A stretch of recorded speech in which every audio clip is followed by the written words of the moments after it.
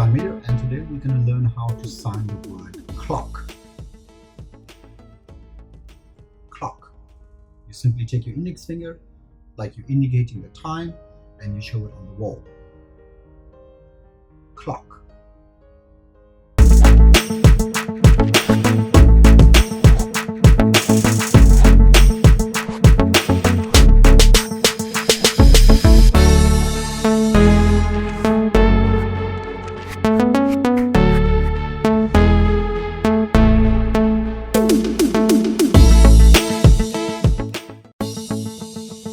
Check out these other great videos from Mieder, and be sure to subscribe and ring the bell to be notified about our latest videos.